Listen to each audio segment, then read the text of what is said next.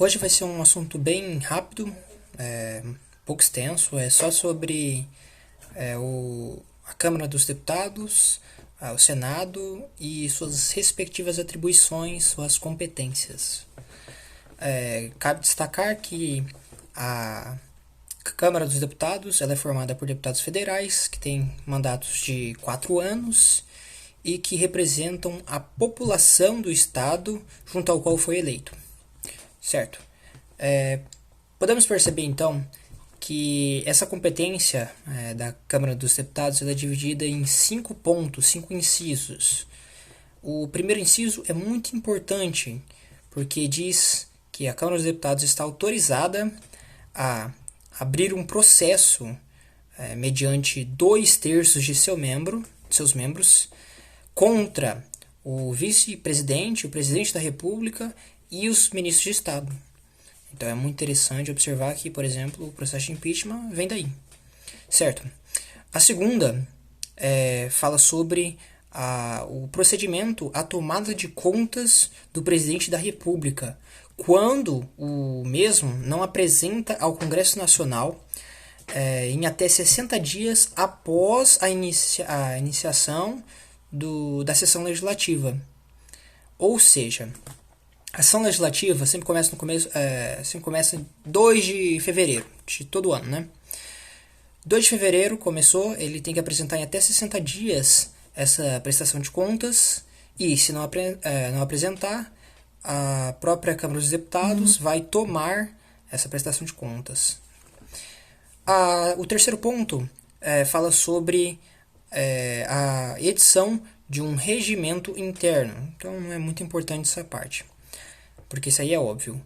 E bem como esse ponto, esse inciso terceiro, o inciso 4 também fala uma coisa não interessante, mas que cabe destacar ainda, né? Que dispõe, né, a Câmara dos Deputados deve dispor sobre sua organização, seu funcionamento, a polícia, criação, transformação e extinção de cargos, empregos e funções de seus serviços, e a iniciativa de lei para fixação da respectiva remuneração, observados os parâmetros estabelecidos na lei das diretrizes orçamentárias, que daí vai ser estudado posteriormente. Certo? E agora um ponto muito importante é o inciso 5, que é eleger membros do Conselho da República nos termos do artigo 89, inciso 7. Então, são três incisos importantíssimos que devem ser destacados. No caso do Senado, ele é formado por senadores, né, com mandato de 8 anos e que representam, neste caso, o Estado junto ao qual foi eleito. Então não representa mais a população, e sim o Estado. Nesse caso, sempre, como já foi falado em outro vídeo, vai acontecer de ter 3 senadores apenas, então não dependendo da população, como é o caso dos deputados. O número de deputados de cada estado depende da população, porque ele está representando essa população.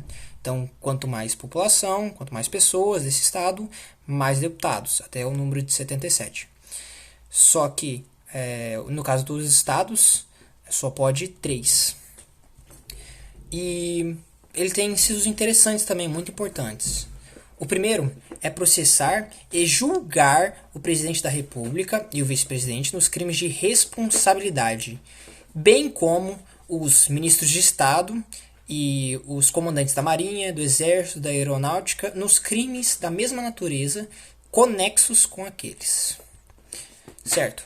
O inciso 2, fala sobre processar e julgar os ministros do Supremo Tribunal Federal, os membros do Conselho Nacional de Justiça, o CNJ, e do Conselho Nacional do Ministério Público, CNMP, e o Procurador-Geral da República e o Advogado-Geral da União nos crimes de responsabilidade. É muito interessante observar isso aí, porque, por exemplo, tem um processo contra o Gilmar Mendes, no Senado Federal. Só que tem um monte de processos desses próprios senadores lá no STF.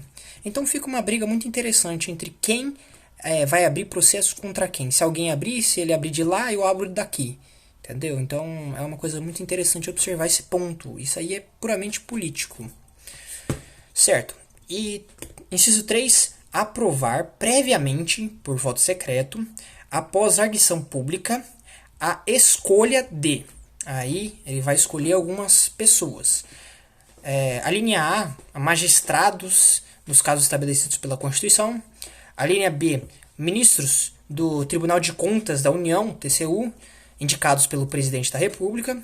A linha C, governador de território, que no caso a gente cabe destacar que o território já é uma coisa já superada, né? Mas enfim, tem na Constituição, né, tem que falar. A linha D, presidente e diretores do Banco Central.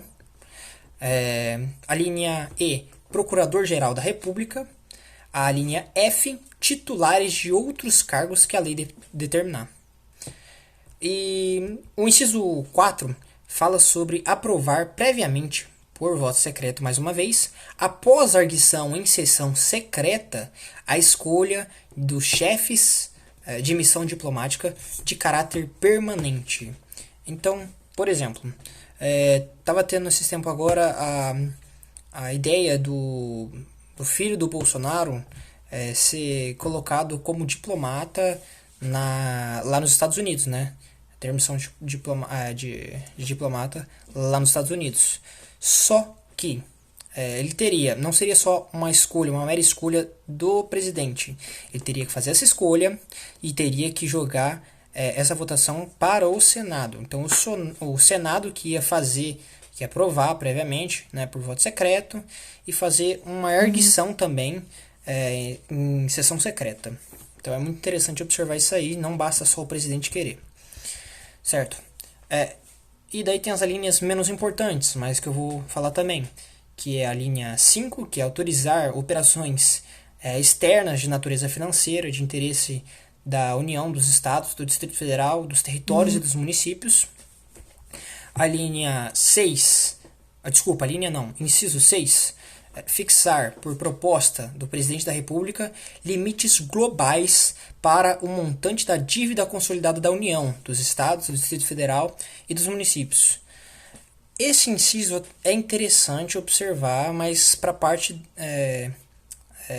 um pouco mais para frente, mas daí eu vou explicar daí em um outro vídeo. 7. Dispor sobre limites globais e condições para operações de crédito externo e interno da União, Estado, Distrito Federal, municípios e territórios e de suas autarquias e demais entidades controladas pelo Poder Público Federal. 8.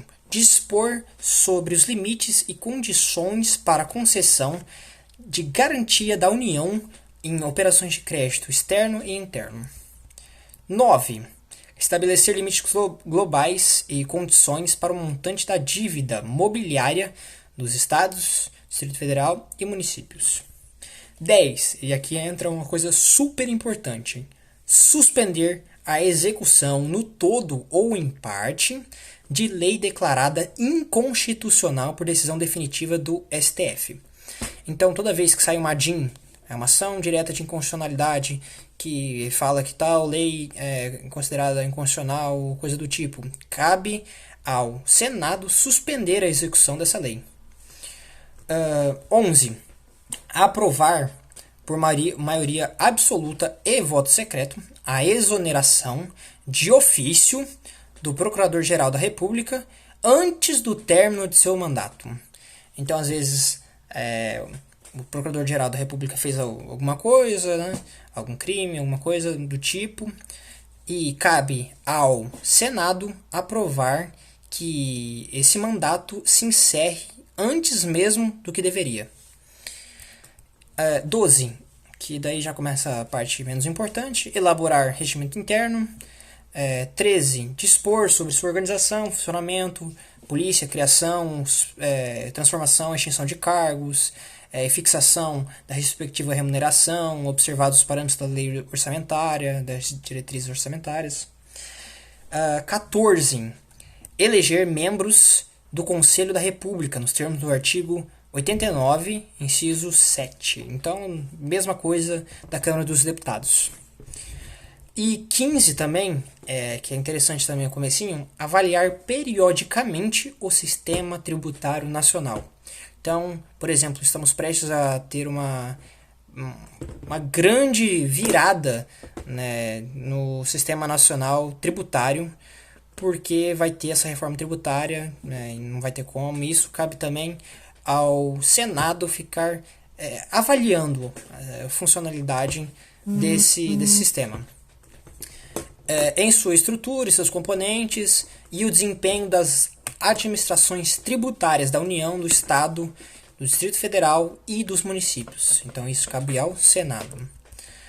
Há também um parágrafo único nesse artigo, e eu destaco: nos casos previstos do inciso 1 e 2, o Senado Federal funcionará como o Supremo Tribunal Federal, tal qual o presidente do STF, né, funcionará, aliás, o presidente do Senado funcionará como o presidente do STF, limitando-se à condenação que somente será proferida por 2/3 dos votos do Senado Federal, a perda do cargo com inabilitação por 8 anos para o exercício de função pública, sem prejuízo das demais sanções judiciais cabíveis. Tá, certo. Resumindo tudo isso, a Câmara dos Deputados e do Senado, elas têm matérias que lhes competem privativamente, as quais não se confundem na maioria das vezes, né? Algumas coisinhas são bem parecidas, criar um regimento interno, eleger membros para o Conselho da República, né? Essas coisas. Basta observar também, no bojo dos artigos 51, que compete privativamente à Câmara dos Deputados, e do 52, que é do Senado, incisos super importantes para nortear as atividades. No artigo 51, cabe destacar os incisos 1, 2 e 5. Quanto ao artigo 52, evidencia-se em especial os incisos 1, 2, 3, 4, 10, 11, 14 e 15. Ainda é importante lembrar que o Senado Federal funcionará como o Supremo Federal, quando o Supremo Tribunal Federal, quando dos primeiros 2 incisos do artigo 52. E é isso, espero que tenham entendido tudo. Obrigado.